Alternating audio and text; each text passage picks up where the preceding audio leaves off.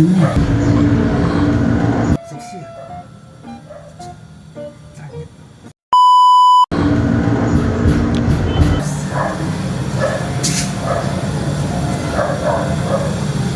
Ganda mo. Sexy. Tanya. Papa si Kuya. Sino sinisilip-silip niya? Ay, magandang villa.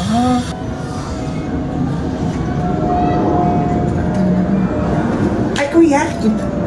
Saan ka punta? Ano nga? Tingnan mo siya. Ah, si ate girl. Sino ka ba? Tagabantay ka dito. Baka may kailangan ka. And for sure, hindi ka kailangan ng babae. Ikaw ang tagabantay dito? Baka may... Oo, matagal na. Baka may kailangan ka. Fairness, cute ka. Baka hindi ka trip yung babae. Kilala mo ba yan? Nakapulo? Mukhang guest ang namin nila. Yes, sir. Oo. Pero may boyfriend siya kung hindi kasama.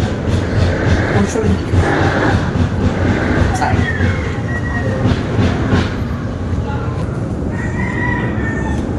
Hi, ate. Ang ganda niya naman. Guess ka ba rito? Ayoko, bakit? Sam nga pala. Kat, Nakaka-invite mo. At, Dito ka na naman? magkakilala kayo? siyempre.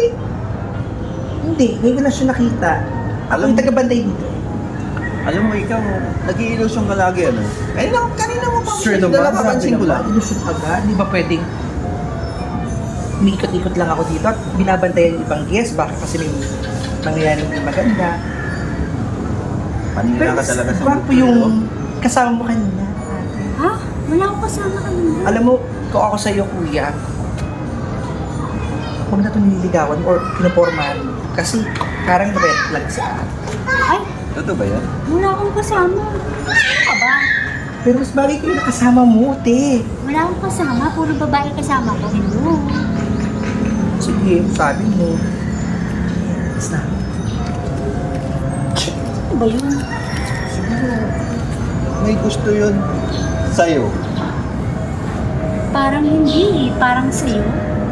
Sa akin? Oo. Habulin ko.